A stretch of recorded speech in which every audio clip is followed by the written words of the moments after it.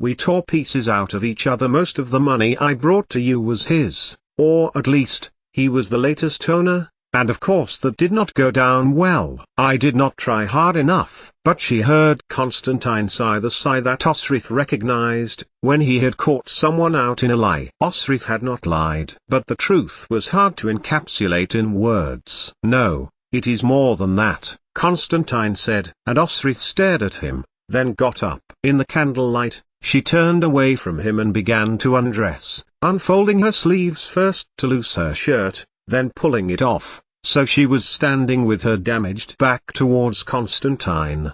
Then, she pulled off her breeches, so Constantine could see her thighs, beaten and scarred, before turning, and showing the whole of herself, distended stomach, deep scars to her abdomen and chest, and down her neck, her breasts out in front of her, now large with pregnancy, with protruding, tender nipples, dark and wide. Not her breasts, Osrith thought. Not her body. There was silence, but even looking away from Constantine she could tell she is looking upon her. "I have seen your body since you came back from Wessex, just before Domhnall died," Constantine said, grimly. "This has happened recently." "No, you haven't," Osrith retorted, as she watched Constantine's eyes roam over her body again. "You have taken my body, you have touched me, fondled me, felt me, ridden me, given me pleasure, given me pain, but you have not seen the damage done from a calculated, considered attack."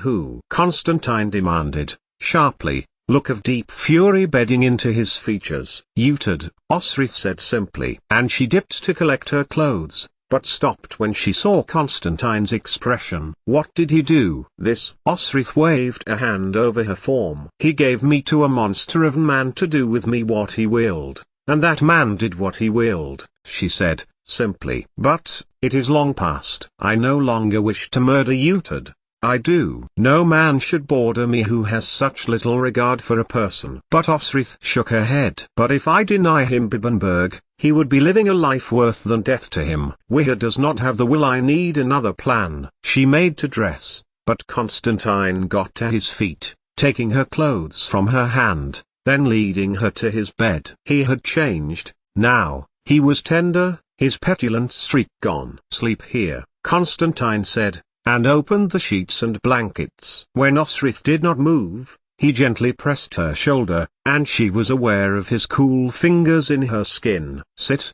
he encouraged. "No," Osrith protested silently, thinking Constantine was about to join her, and for a moment, wanted to hold his hand and have him curl her into his arm, and she took her shoulder away from his grasp. "I was too much pregnancy," Osrith knew. She had seen a vixen, whose fox had been hunted, and with cubs had coerced another male to act as their father. The fox had, too, and had brought back food for his adoptive cubs. She now understood what Ethelfled must have felt, pregnant and captured by the Thurgilsons. Osrith touched the jewel in her hair, like Finan, Ethliad was lost to her, and Eric was in her full sight. "Rest, Osrith," Constantine said, softly, letting her swing herself into his bed. Mary was always tired when she was halfway with child, and Osrith remembered that he had gone through it all before. She watched, with half-open eyes as Constantine made his way to the door, before calling to him. "Can you sit by me?"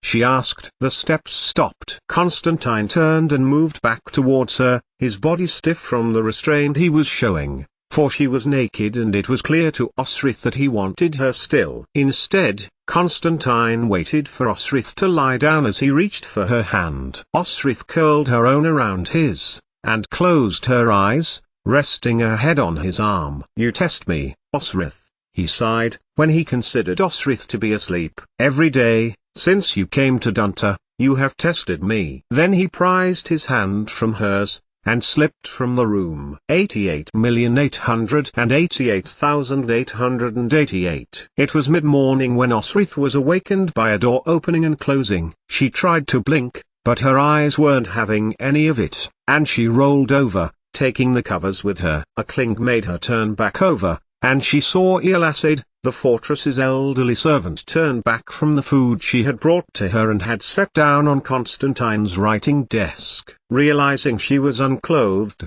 Osrith sat up, bringing the covers with her. Elasade smiled, and gestured towards more clothing that she had brought with her, folded shirt, jerkin beside breeches. Osrith's own boots were beside them and her belt, on which hung tagged Six and Buoy. "Thank you for looking after Idra for me," Osrith told the woman, who was, in effect, the hands everyone went to for business from cradle to grave and everything in between. "She is a willful treasure," Elasade replied, in her usual manner, sparing few words. "Just like you." And, Osrith thought, as she ate the bread, meat and sipped the cooled boiled water, how right she was. A willful treasure described Idra perfectly. After dressing, Osrith was astonished that the day was now up. Though nearly the end of the year, the sun was bright, and lit up the gentle hills to the back of Dunnottar, illuminating their dark greens and golds and purples. Light clouds flitted above her. Were it to last, Osrith thought, and the journey east would be a treat. But the weather was fickle, and changed at will. It was no wonder the Danes and Norse, and the Britons too, believed there was a god who decided the weather based on the effect of it on people. Even Saint Cid had prayed with all his might in a thunderstorm to beg God to spare them from his wrath. They were going today, Sainid told her, as she looked in surprised at 4 readied horses, and was pleased that the mare, rather than the flighty grey shadow, was going to be hers.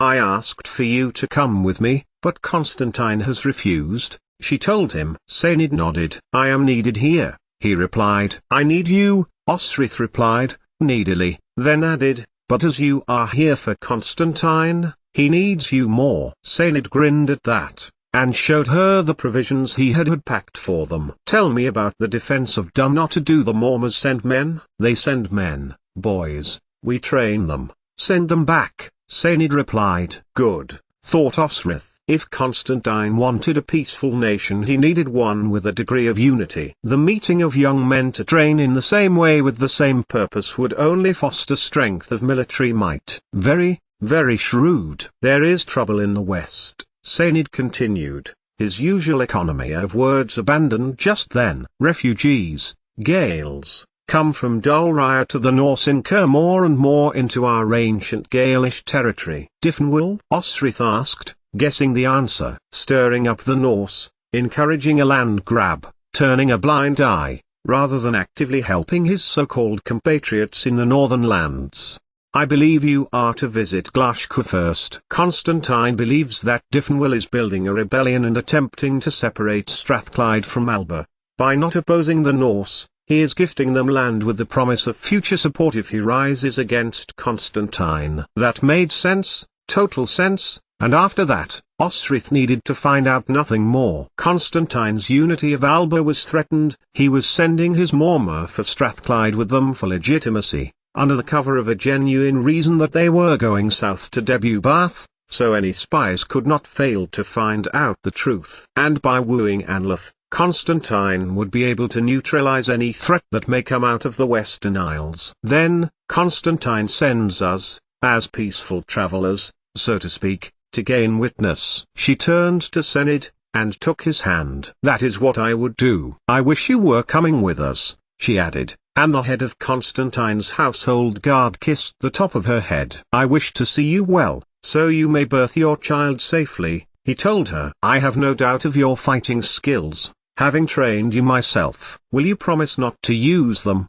and let those bastards fight for you?" He led her to the door of the stables, and pointed across the courtyard to where Constantine was standing, with Eswi, Phelim and Angus. They were going, that day. They were heading east, and then south, by boat. Osrith was the key Constantine wanted to use to open the box that would unleash Britons of all creeds against the Angles and the Saxons, and even now, at this late hour, do what the Rjadas and Pitlanders could not do at Cattraj, drive them all back into the sea. 88,888,888. "Can you sing, Osrith?" asked Eswi, a few hours into their journey. It was warm, pleasant, and Osrith considered if their mission was all like this, she would not be so displeased. From her horse, Osrith turned at Eswi's words and smiled, shaking her head. "No," she replied. "Come on.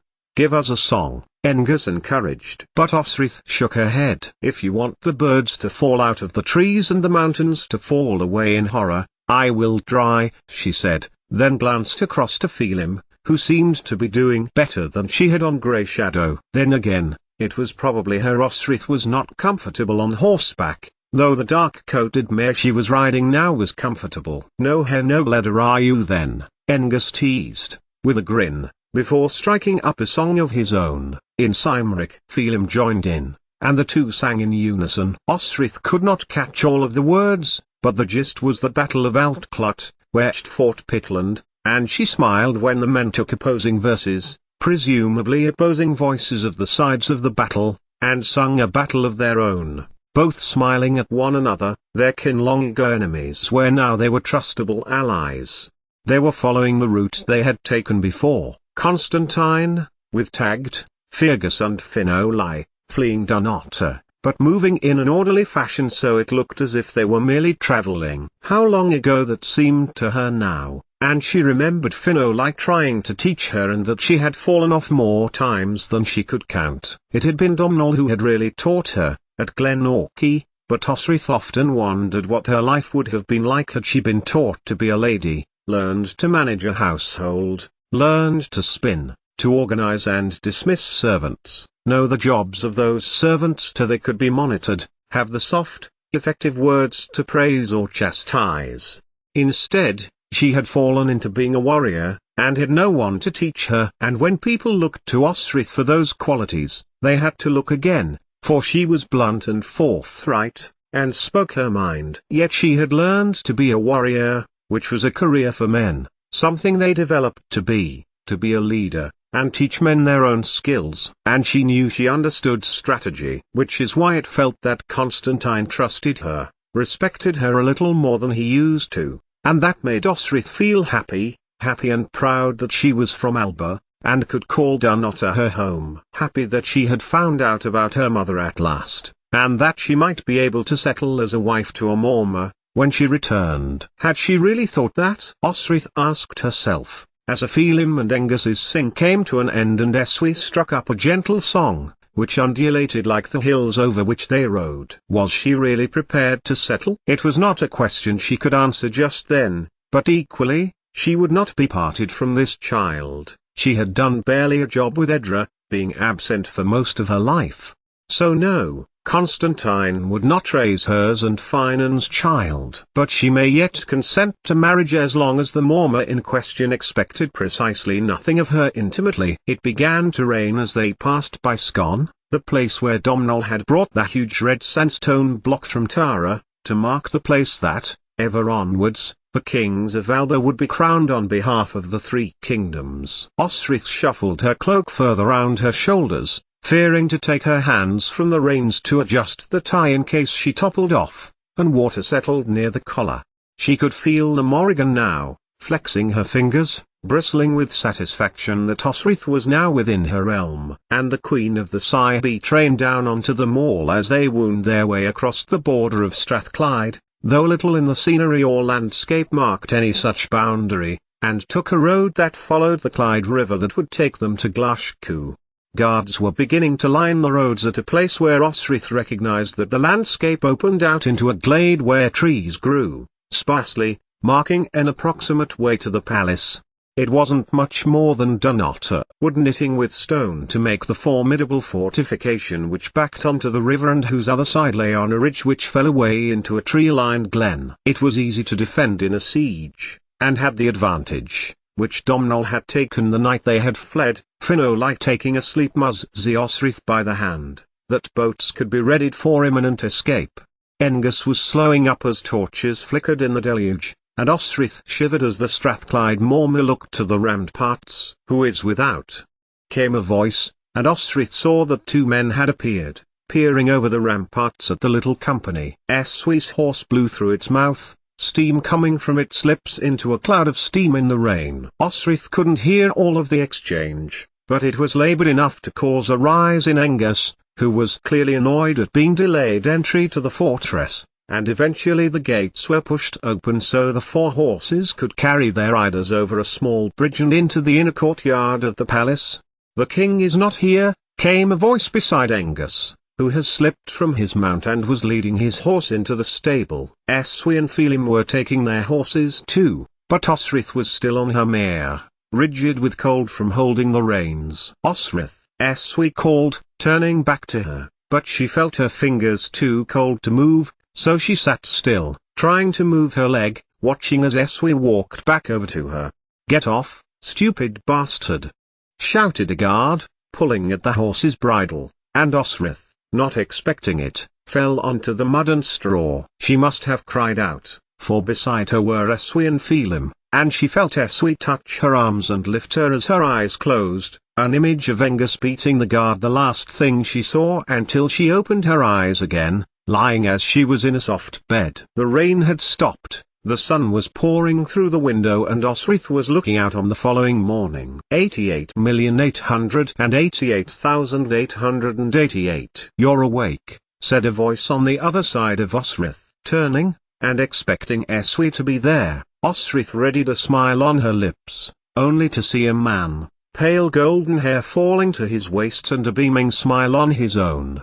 "You don't need to move," the man said, and he brought the chair on which he was sitting closer to her bed. "I am sorry I missed your arrival." Angus punished the guard who pulled you. He looked down Osrith's body over the blanket under which she lay. "I took the precaution of sending my physician to you, in the presence of your guardian. Nothing untoward. He feels rest will do you good, and food, before your journey." "My guardian?" Osrith touched her head, feeling a lump near her temple. The young man smiled again, and it seemed to Osrith she knew him, although she could not place where. "The man with the long black hair, bald on top, swears like a say." "Eswi?" Osrith considered. "Perhaps. All Picts look the same to me," he added, "all Gales too." He leaned over and put an arm out for Osrith to hold as she tried to shuffle up the bed, and she gripped it tightly and pulled herself to a semi-sitting position, one hand on her stomach. Had the child grown in the last 2 days? It certainly seemed noticeable to her that she was having a little trouble bending. "Do I know you?" Osrith said, and the young man shook his head. He looked to be about Elfkin's age, and had that bright air of optimism that young people naturally exude when the cruelties of life had not yet been experienced. "No, not yet. But I do hope to get to know you, Osrith," he said, smiling again. A piece of the puzzle dropped into place in Osrith's head and she tried a little test. "Osrith is the name I chose for myself," Osrith told him. "My mother chose me a different name." "Edra," the young man said, at last, after examining her face. "Edra, of Utad," he said. And then Osrith knew, and spoke to him in the Cymric she knew. "King Diffenwell," she said. "I am pleased to meet you, at last." At her last remark, Diffenwell laughed. "You have heard so much about me?" he asked. "And where did you learn your Cymric?" "Dunnottar, amongst the Britons," Osrith replied. "Is my pronunciation poor?" Diffenwell shook his head, his long hair moving as he did so. Then he stared at Osrith for a moment, as if checking she was real, his cornflower blue eyes on hers. "You have a Gaelish accent," Diffenwell replied. "You can work on that." "Why would I want to work on that?" Osrith asked. "We are simply here to sail from your fortress to Debu Bath." And she did not know whether she was angry, or also amused when Diffenwell threw back his head and laughed at her. "Is that what that bastard Constantine told you?" he asked, then saw that Osrith was not amused. "No, no," he said, "that is not all you are here for." Constantine ... he, well, has a plan. "You are to, no," shrieked Osrith in her mind, thinking of Constantine's pointed insistence she should marry. The king was old enough to be her own son. "Calm yourself," Diffenwell cautioned, gently. "He merely wishes your Cymric to be more, shall we say, polished, when you meet Hywell, and, I am not marrying him, either." Osrith protested, making to get out of the bed, not caring if she was in her ludicrously long shirt that looked like a short dress, not caring if he had to hunt for her clothes. She was going back to Dunnottar to tell Constantine that someone else could take his letter. And she noticed, beside her, that the letter was waiting. Marry Hywel? Diffenwyl laughed again. He is already married, and his grown-up sons. You think Constantine plans to marry you to someone? But already Osric was trying to get up. Where are my companions? She asked, as Diffenwyl tried to shoulder her back to bed. Tell them. But Diffenwyl was getting to his feet. Would you like me to fetch Eswi?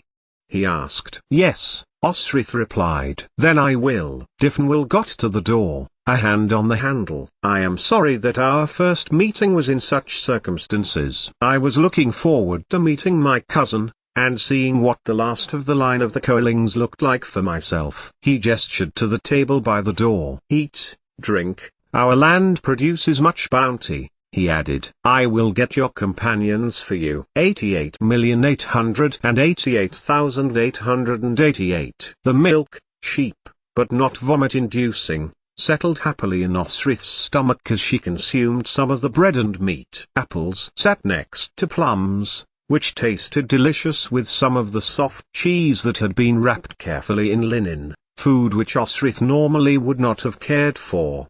He was so unlike what she had expected. Osric thought. Young, vigorous, perhaps yet unmarried, she had been prepared for a king, the son of Eochaid, riddled through with bitterness about his land and his circumstance, for he must have suffered the sanctions his father had endured with his fall from the throne of Alba, and the death of Grioghair.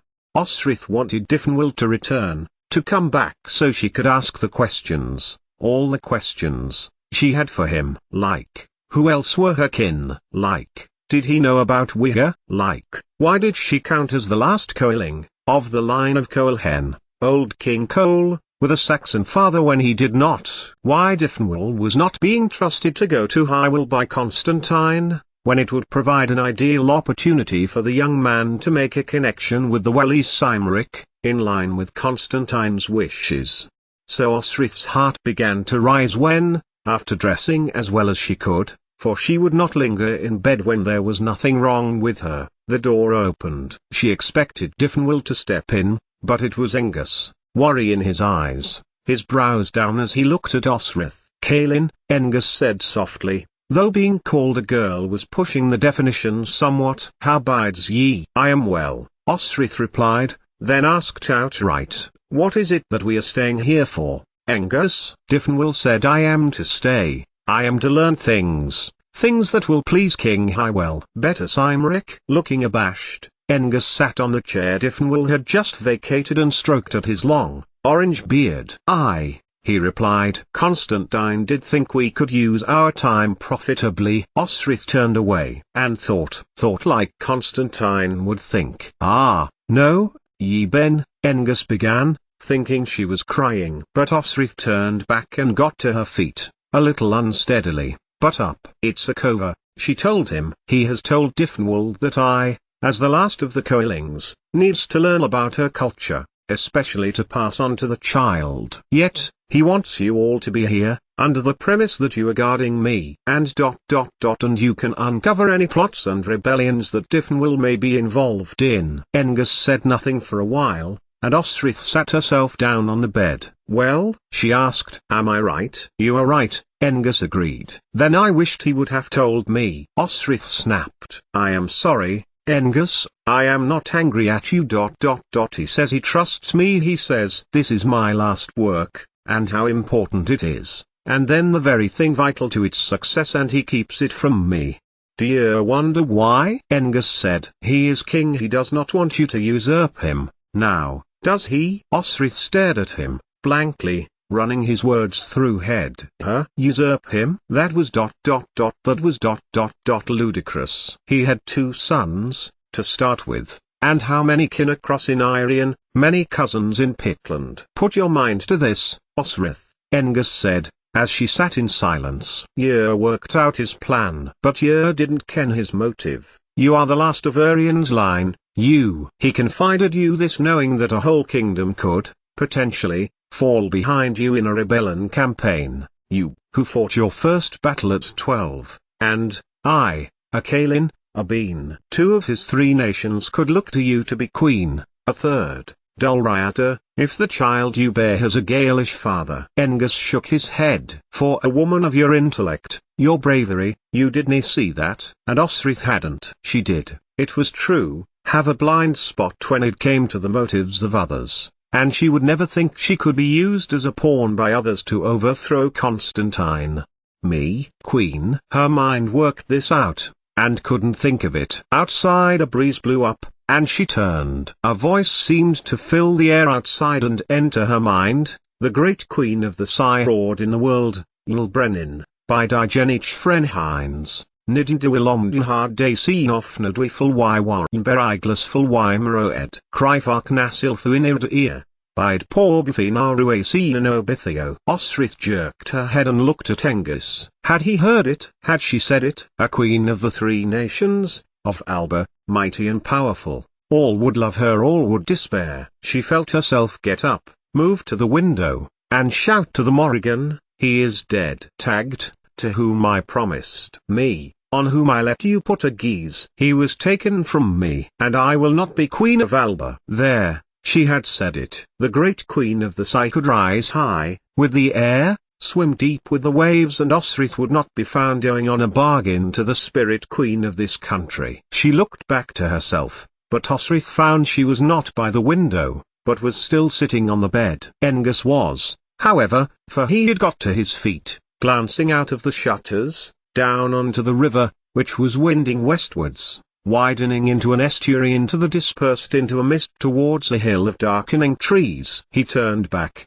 and bent his head to Osrith. "So he is trusting ye, as a potential threat to him, with something vitally important on a whole other level, the uniting of Cymric and Gael in the repulsion of the Angle and Saxon. He is willing to risk you travelling to his overt enemy here, in Strathclyde, where you could be used by this genial, outgoing, charismatic king, and yes, he is all you will have seen. The people love him, and he appears not to have any other motive but to disunite Strathclyde from Alba, and of his own independent kingdom. Why do you think Constantine tolerates Diffenwell, tolerated Eochaid, being called king? Stripping him of that title would be a huge incendiary thrown onto an already fermenting population." He stroked his beard again. "I am Strathclydian, and even I am opposed, by being Morma. Things are delicate." "Understood." Osrith nodded. "I will play along. But, tell me, how long do you anticipate we remain?"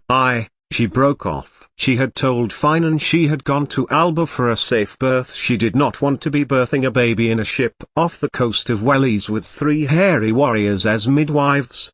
No longer than the next new moon, Angus estimated. That was in about a week. The weather will still be fine enough for sailing. Diffenwell will be able to spend time with you on the pretext of educating you about your family, about Gwaithilth, and we can feed back valuable intelligence to Constantine." Osrith made to get up, and Angus held up a hand. She ignored him, and he turned his hand to her, instead. "And, as I am well, I intend to look around the home that was once my mother's," Osrith decided, and smiled at Angus. "Where do you suggest I begin?" 88,888,888. Angus suggested the woods whose leaves were turning red and brown, chestnut and beech and birch and alder crowding for position as they stood together between the fortress and the river.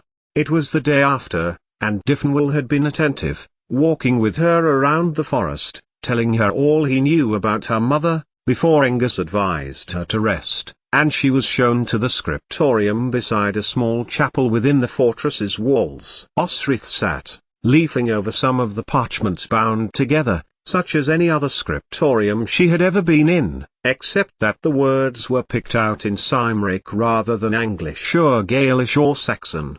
From there, Osrith could see the trees, and from a story up it looked to her that they were not still, trapped in the soil, but mobile, as if they were fleeing down the hill from the outer gate of Diffenwell's palace towards the river. Indeed, some were so close to the water's edge it looked as if they were trying to make it across. It was an ancient woodland, with twisted roots and gnarled branches. And she had noticed votive offerings upon the branches, which told her the ancient practices of the Britons, heathens, as Christians would call them, were tolerated by Diffenwell. Another reason for resistance, Osrith supposed, for Constantine would insist on Combe Sills Church being upheld with no exceptions, as Domnall had done in Dunnottar.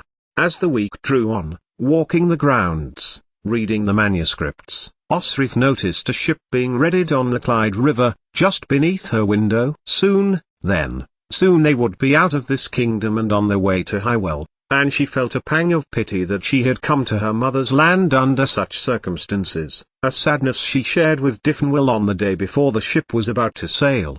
"This is your land," Diffinwell told her, as they walked together beside the river, the single-masted boat tied up by the quay. "You never have to ask to come to visit, even if I am not here. I will have Angus know of it, so the guards know." "Are you away often? I understand your southern border is at Amont, and your northern Malag." "You are very well informed," Diffinwell told her, combing back his waist-length hair back from his face. "I have been to Amont, and Cumbraland, although my father's former slave claims to be king there," he added. "Guthard," Osrith replied, dully. "Guthard," Diffinwell repeated. "And it is for Treulland as far as Malagalands go to Gwym, that is my northern border." "However," he broke off, his upbeat manner halting as he looked around. "However?" Osrith prompted, looking at him. "However, I do travel into the old Dulriatan lands. Many of my allies live on the islands there. I have to visit them, their leaders,